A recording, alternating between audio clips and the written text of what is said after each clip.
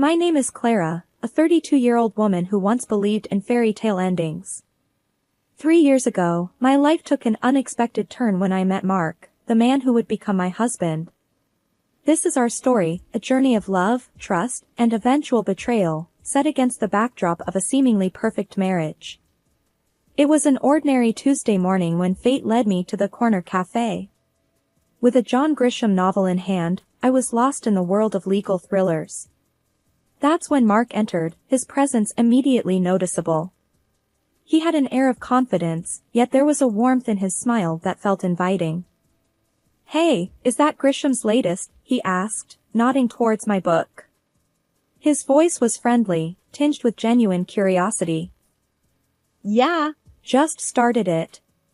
"He's always a good read," I responded, pleasantly surprised by the ease of our conversation. We delved into a discussion about our favorite authors, our conversation flowing effortlessly. Mark had a way of making me laugh, his humor both witty and endearing. As hours passed, it felt like we were old friends catching up, rather than two strangers who had just met. In the weeks that followed, Mark and I grew closer. Our shared interests in music, particularly old jazz, and a mutual love for exploring hidden bookstores around the city, cemented our bond. He was charming, respectful, and attentive. I found myself eagerly anticipating our dates, each encounter leaving me more enchanted. One evening, as we walked along the river, Mark's tone turned serious. "Clara, I've never felt this way before.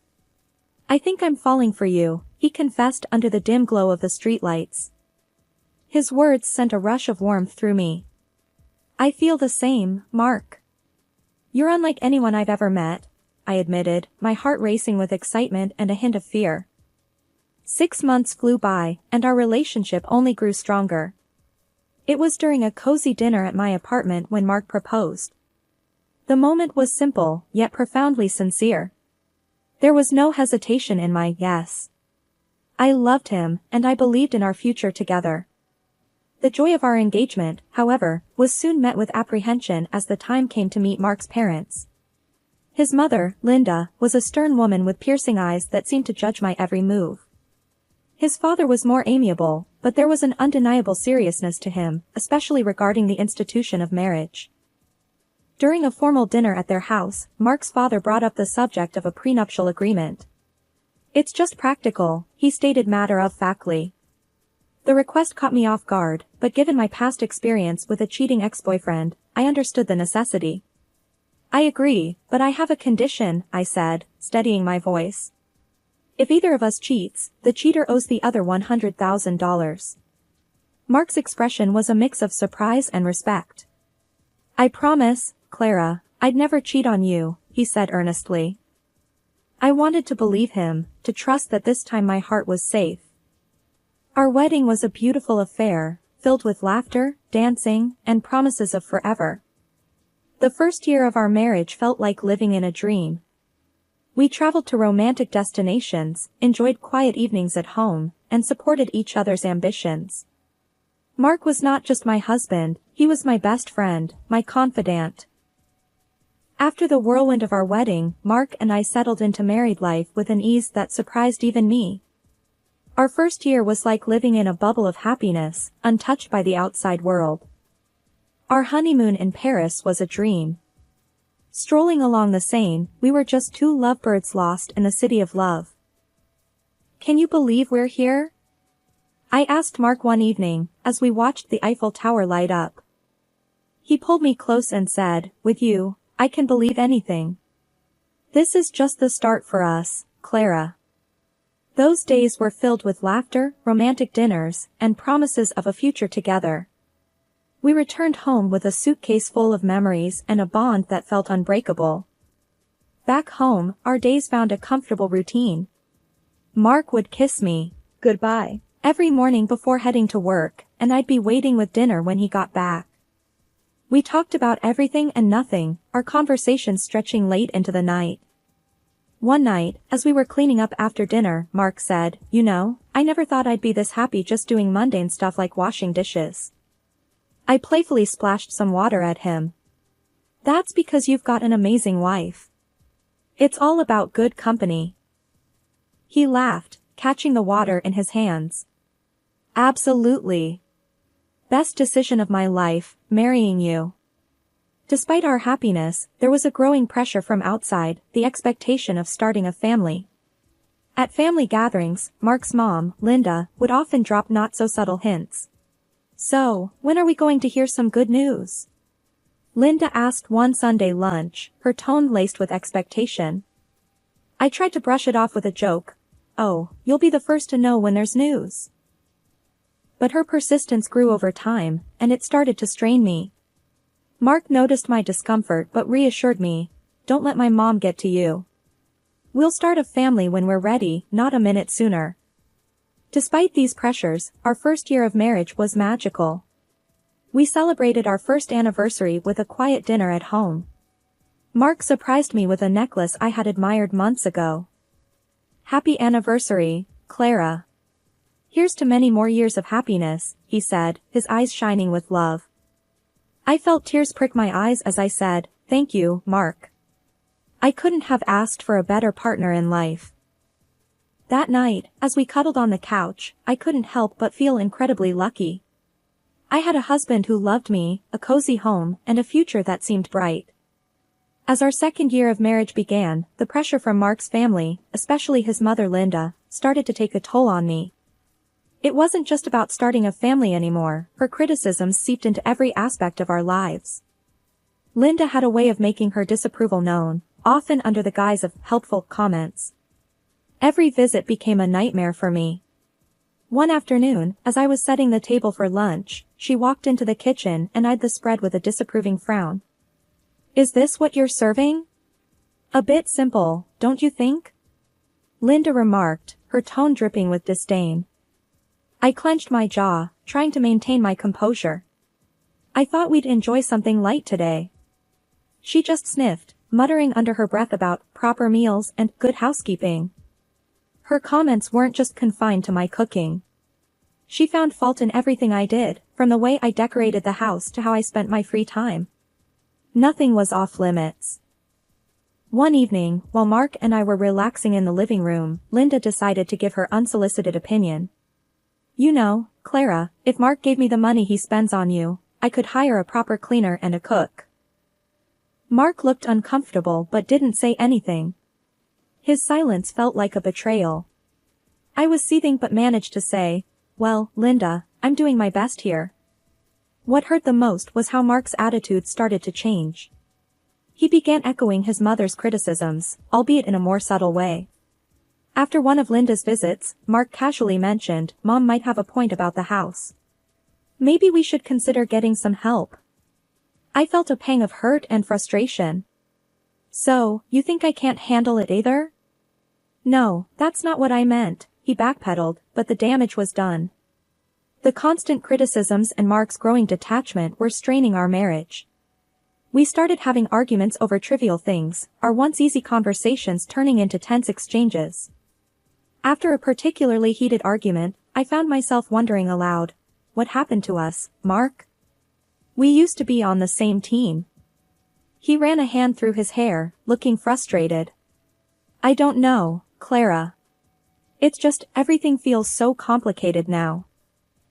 I went to bed that night feeling lonely and misunderstood. Linda's insidious comments had not only invaded my home but were also creeping into my marriage, leaving me to wonder if the love Mark and I shared was strong enough to withstand this constant barrage of negativity. As the third year of our marriage rolled in, a sense of unease began to settle in my heart. The once bright flame of our love seemed to flicker under the shadow of doubt and mistrust. It started with a phone call, or rather, several of them. A name kept popping up on Mark's phone, Jake. I couldn't help but notice how Mark's demeanor changed whenever that name flashed on the screen. One evening, while we were watching TV, his phone rang again. Jake, the screen flashed. Mark quickly silenced it and put the phone away, but not before I saw the nervous glance he threw my way. Who's Jake? I asked, trying to sound casual, but my heart was pounding. Oh, just a new guy at work. No one important, Mark replied, but his voice was too nonchalant, his answer too rehearsed. Mark's behavior began to change. He started coming home late from work, his excuses flimsy and inconsistent. His wardrobe underwent a transformation too, from casual to sharply tailored suits. Working late again? I questioned one night as he prepared to leave, noticing his dressed-up appearance. Yeah, a big project, he said without meeting my eyes. Don't wait up. One day, my frustration boiled over. As Mark was about to leave for another late night at work, I confronted him. This isn't like you, Mark. What's really going on? I demanded, my voice trembling with a mixture of anger and fear. Mark sighed, his expression a mix of guilt and annoyance. I told you, it's just work. Why can't you trust me? Because you're hiding something. You're never here, and when you are, it's like you're a million miles away, I shot back, my eyes stinging with tears. Mark didn't respond. He just grabbed his coat and left, leaving me standing there, feeling more alone than ever. That night, lying in our empty bed, I made a decision. I couldn't live in this limbo of doubt and suspicion. I needed to know the truth, whatever it was. The next morning, I called a private detective. It felt like a betrayal, but the constant worry and uncertainty were eating me alive. I needed answers, and I was determined to get them, no matter what they revealed about the man I thought I knew. The days after contacting the private detective were a haze of anxiety and anticipation. I felt like I was walking on a tightrope, trying to maintain a semblance of normalcy while my world was quietly crumbling around me. Then the call came, and with it, the shattering of my last hopes. Mrs. Johnson, we have conclusive evidence.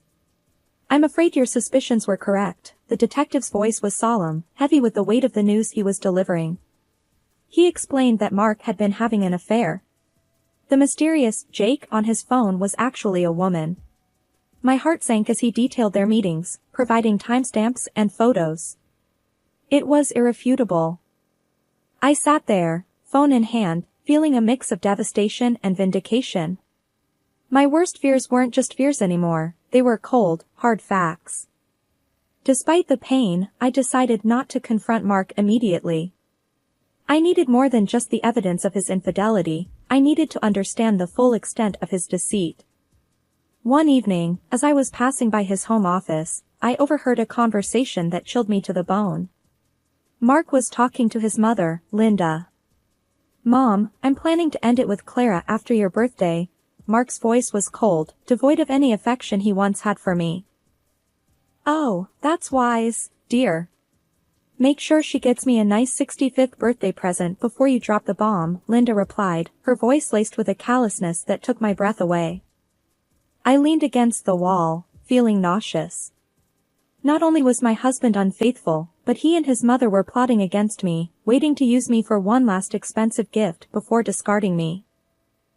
Fueled by a mixture of anger and resolve, I decided to play along. I continued as if nothing was wrong while secretly gathering more evidence of Mark's infidelity. The detective provided me with everything, photos, videos, and even audio recordings. I was building my case, preparing for the moment I would strike back. As I lay in bed each night, next to the man who had betrayed me, a plan began to form in my mind. I would wait until after Linda's birthday. I would give them the illusion of victory, let them think they had outsmarted me. But when they least expected it, I would reveal everything and turn the tables. As Linda's 65th birthday approached, I put on a mask of ignorance, acting as though everything was normal. Inside, I was a cauldron of emotions, anger, betrayal, and a fierce determination to see my plan through. A few days before the birthday, Linda casually mentioned her upcoming celebration during a family dinner. So, Clara, I'm expecting a grand 65th birthday. You must have planned something special for me, she said with a sly smile, clearly anticipating a lavish gift. Keeping my emotions in check, I replied with feigned enthusiasm, of course, Linda. I've arranged a dinner at the city's most luxurious restaurant. It'll be a night to remember. Her eyes lit up with glee, not realizing the trap I was setting. Oh, how wonderful. I can't wait. Just a small family gathering, right? Yes, very intimate and exclusive, just for close family. I confirmed, my words laced with hidden irony. Later that night, Mark approached me, a hint of suspicion in his voice. That's quite a generous plan for Mom's birthday. Are you sure about this? I looked at him, maintaining my composure. Absolutely. It's a significant birthday, and I want to do something special for her. Mark seemed appeased, but I could tell he was puzzled by my willingness to indulge his mother. As the day of the dinner drew near, I took care of the final arrangements. I confirmed the booking in Linda's name, rechecked the guest list, and made sure everything was set for the grand evening. I was playing the dutiful wife and daughter-in-law, but underneath the facade, I was ready to expose the betrayal and deceit that had been festering in our marriage. The night before the dinner, as I lay in bed, I couldn't help but feel a twisted sense of satisfaction. I was hours away from turning the tables on Mark and Linda. They thought they were using me for one last benefit before discarding me. Little did they know, I was the one controlling the game now. The evening of Linda's 65th birthday was set in a luxurious restaurant, every detail meticulously planned to reflect the grandeur of the occasion. As Linda reveled in the opulence, I played the part of the gracious daughter-in-law, masking my inner turmoil with a practiced smile. As the dinner drew to a close, the waiter presented the bill is for $4,500.